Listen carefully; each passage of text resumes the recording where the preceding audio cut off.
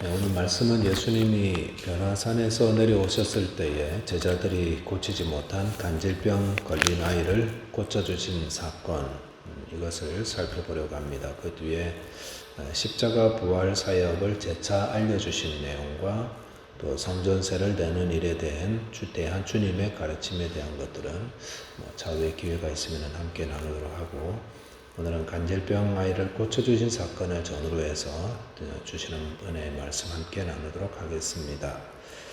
첫째로 살펴볼 말씀, 묵상할 내용은 믿음이 없으면 문제만 보인다는 내용입니다. 우리에게 믿음이 있으면 모든 문제들이 감사와 혹은 소망, 또 이런 것들이 기쁨, 이런 것들로 보여지지만, 믿음이 없이 문제만 바라보면 그때부터는 문제만 보이고, 또 그로 인해서 믿음으로 대하지 못하는 그런 어려움이 있습니다. 본문 14절에 보시면은 예수님이 세 제자들과 변화산에서 내려오셨을 때 한 사람이 예수님께 와서 꿇어 엎드렸다고 했습니다. 그 사람은 바로 자기 아들이 간질로 오랫동안 고생하던 그 아버지로서 예수님 계시지 않을 때 제자들이 아이를 고치지 못했다라고 하였습니다. 그랬을 때 17절에 보시면은 예수께서 대답하여 이르시되 믿음이 없고 패역한 세대여, 내가 얼마나 너희와 함께 있으며 얼마나 너희에게 참으리요, 그를 이리로 데려오라 하시니라라고 했습니다.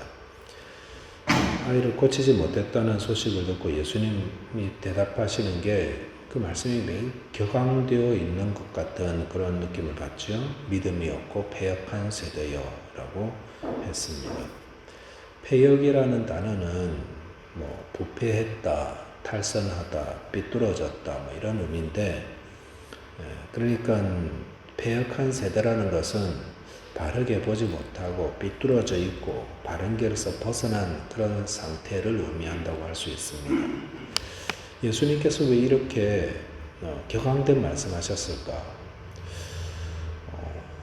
아이 하나 못 고친 거 가지고 저렇게 패역한 세대라고 그렇게 할 필요가 있을까? 그런 생각이 드는데, 오늘 이 본문 말씀은 제자들에게 하신 말씀이 아니다라고 보는 것이 맞습니다. 왜냐하면 본문 20절 내려오니까 제자들이 예수님께 와서 우리는 왜 못 고쳤습니까? 물으니까 믿음이 없다라고 하고 믿음이 적었다 이렇게 말씀하셨죠. 없었다고는 안 했죠.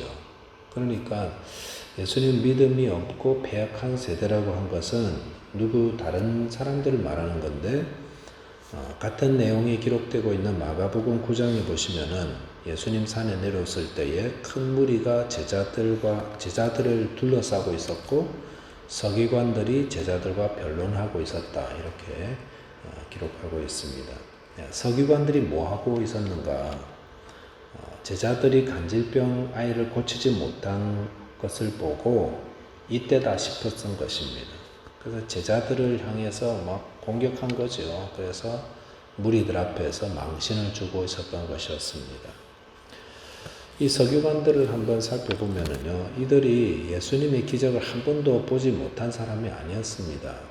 이미 예수님이 많은 기적을 베푸신다는 소식을 듣고 왔었고, 어떻게 하든지 틈만 보아서 예수님을 흠잡으려고 이렇게 보고 있었는데, 예수님이 계시지 않을 때 제자들이 간질병아에 고치지 못하는 것을 보고는 이게 이제 너네가 이 아이 하나 고치지 못하면서도 가짜 아니냐, 왜 고치지 못해 대답해봐라, 이런 식으로 공개적으로 망신도 주고 그랬던 거죠.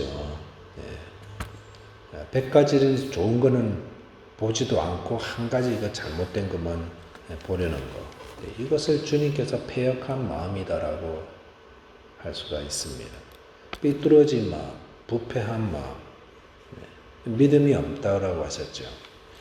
믿음이 있는 사람들은 바른 것은 바르다, 잘한 것들은 잘했다 이렇게 이야기할 줄 압니다. 이 참 쉬운 것 같지만 그게 쉽지 않습니다. 말하고 싶어도 말 안 하죠. 이렇게 좋은 거 보더라도 말 안 해요. 잘한 거 있으면 정말 잘했다, 같이 기뻐할 줄 알고 축하해 줄 줄 알고, 이게 잘 안 돼요. 이게 쉬운 것 같지만 이게 왜 그럴까요? 마음이 삐뚤어져 있으면 그렇다는 거죠. 예수 믿는 사람들은 어떻습니까? 믿음이 들어가고 기뻐하는 자들과 함께 기뻐하고 우는 자들과 함께 울라고 하셨는데 이 말씀 참 너무 쉬운 말인데도 이게 잘 안 되죠. 근데 믿음이 들어가고 또 주의 말씀대로 순종하며 살아가는 사람들은 좋은 거 있으면 좋은 거라 그러고 슬프면 같이 슬퍼할 줄 알고 축하해 줄 알면 같이 축하해 줄 줄 아는 그런 삶을 사는 것입니다. 그래서 그런 믿음으로 살아가면 모든 것들이 하나님께서 우리와 함께 계시고 선하게 인도해 줄 줄 알기 때문에 늘 감사하고 기뻐하죠. 어려운 가운데서도 소망을 발견할 줄 알고 100가지 다 잘못돼도 그 안에서도 한 가지 감사 제목을 찾아서 기뻐할 줄 알고 감사할 줄 알고 감옥에서도 감사하고 내일 순교할 줄 알면서도 기뻐하고 또 내가 체포된 그 이후에는 너희가 다 나처럼 되었으면 좋겠다 이런 식으로 고백하는 것입니다. 저는 믿음이 참 중요한 겁니다. 믿음이 없으면 우리의 마음은 부패한 마음 그대로 살아갑니다. 주님을 향한 믿음 또 그래서 주님께서 우리에게 은혜를 베풀어 주시면 그때부터 이제 좋은 걸 좋은 걸로 보기 시작하고 또 슬픈 것들은 같이 슬퍼할 줄 아는 것입니다. 마음이 부패하고 삐뚤어져 있으면 시기 질투로 이렇게 사로잡혀 버리기 때문에 문제만 보입니다. 문제만. 사람들에게 문제만 찾아가지고 지적해주고 꼬집어내고 그건 모르나요? 우리가 다 아는 건데 왜 자꾸 찍어가지고 아프게 하는지 모르겠어요. 믿음이 있는 사람들은 바르게 볼 줄 압니다. 또 나아가서 절망 속에서도 소망을 볼 줄 알고 어려운 가운데서도 감사를 찾아낼 줄 알고 또 기뻐할 줄 알고 그래서 믿음이 있는 사람들이 있는 곳에는 밝은 빛이 이렇게 비추는 거죠. 믿음의 사람들과 함께 있으면 소망을 얻습니다. 격려를 얻습니다. 미래가 다 잘 될 거라고 또 힘내라고 격려가 있습니다. 그런 사람이 세상의 소금이고 빛이지 않겠습니까? 문제만 보고 맨날 안 된다 그러고 그럼 더 어둡게 만들어버리고 근데 믿음의 사람 딱 가니까 우리 기도하자 그러고 잘 될 거라 그러고 그 전에 안 됐다 그래라 그래 뭐 안 될 수도 있지만 지금부터 하나님이 역사를 이루어 주실 겁니다. 이렇게 살아계신 하나님 의지합시다. 그게 믿음의 사람 아닐까요? 저와 여러분들이 믿음이 있어야 됩니다. 믿음을 강구해야 됩니다. 주님께서 바른 믿음 가지고 어디서든 감사하고 기뻐하고 격려하고 빛을 비추는 그래서 이 세상에 빛이 되고 소금이 되는 저와 여러분 되시기를 바라겠습니다. 두 번째는 기도할 때 능력이 나타납니다. 기도해야 능력이 나타납니다. 기도 없이 능력은 나타나지 않습니다. 보면 18절에 보니까 예수께서 꾸짖으시니 귀신이 나가고 아이가 그때부터 나았다라고 했습니다. 예수님이 꾸짖자 그 귀신이 나갔고 제자들이 그렇게 얼마나 노력 많이 했겠어요. 귀신 나가라 막 그랬는데도 귀신이 꼼짝도 안 했는데 이 간질병과 귀신 그 표현이 조금 다를 뿐이지 동일한 걸 이야기하는데 예수님이 딱 꾸짖으시니까 귀신이 나갔습니다. 아이가 나왔습니다. 왜 예수님은 되고 제자들은 안 되는 걸까요? 라고 제자들이 물었을 때에 예수님께서 20절에 이렇게 대답하셨습니다. 이르시되 너희 믿음이 작은 까닭이라 진실로 너희에게 이르노니 만일 너희에게 믿음이 겨자씨 한 알만큼만 있어도 이 산을 명하여 여기서 저기로 옮겨지라 하면 옮겨질 것이요 또 너희가 못할 것이 없으리라 라고 하였습니다. 예수님은 제자들이 간질병 고치지 못한 것이 예수님은 하나님의 아들이고 너희는 피조물이라서 그렇다 이렇게 말씀하신 것이 아니라 제자들에게 믿음이 작은 까닭이다라고 하셨습니다. 작은 믿음이다. 원어적으로 조금 어떤 의미인가 좀 살펴보니까 불완전한 믿음이다 이렇게 또 이야기할 수 있었습니다. 적은 믿음은 불완전한 믿음이다. 아직 완성되지 못한 믿음이다 이렇게도 말씀할 수 있습니다. 우리가 주부들이 음식을 준비해서 식탁에 내어놓을 때는 완전히 익혀가지고 내어놔야 이렇게 맛있게 먹는 것처럼 근데 완전히 익지 않은 음식을 식탁에 올려놓으면 재료도 똑같고 그 다음에 식탁 그 하는 사람도 똑같은데 미완성의 음식을 먹으면 다 이맛살을 찌푸립니다. 이게 맛이 이상하대. 이게 맛이 아닌데 왜 제자들이 간질병 아이들을 고치지 못했는가?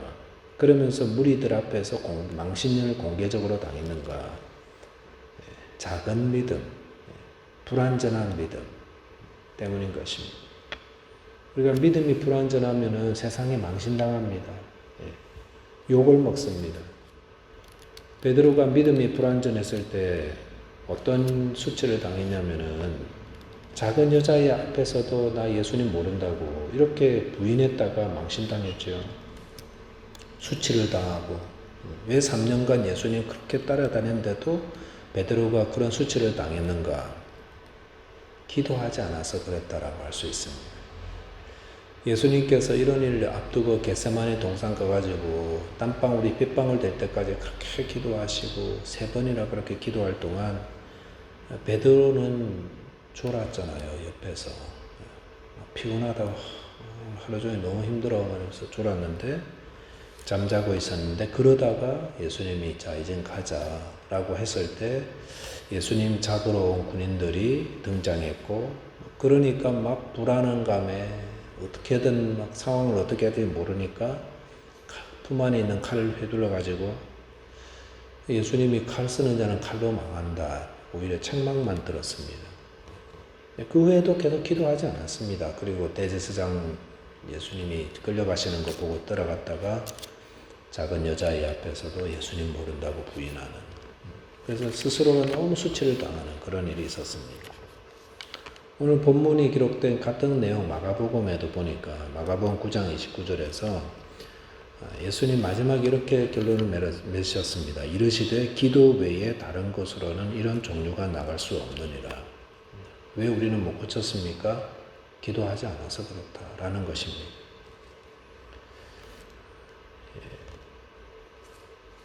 제자들이 예수님이 변화산에 올라가신 이후에 함께 기도하면서 그렇게 시간을 보냈더라면은 간질병 아이 쉽게 고쳤을 것입니다. 그러나 기도하지 않고 그냥 예수님 없으니까 좀 오랜만에 좀 쉬자 설렁설렁 보내다가 혼쭐이 난 겁니다. 우리에게 주시는 메시지가 뭘까요? 우리가 예수를 믿고 세상을 복음을 전하고 변화된 자로 살아가고 세상을 비추는 빛이 되고 뭐 이런 좋은 말들을 많이 하고 있는데 머리로는 다 알아요. 3년을 따라다녔던 30년을 따라다녔던 머리로만 알고 있는다고 그렇게 사라지는 것이 아니에요. 능력이 나타나는 게 아니에요. 복음의 능력이 왜 나타나지 않고 왜 예수 믿는 사람들이 손가락질 당하고 수치를 당하는가? 기도하지 않아서 그렇습니다. 그래서 우리가 기도의 자리에 나와서 기도할 때에 주님의 능력과 성령의 능력으로 빛이 되어서 살아가는 겁니다.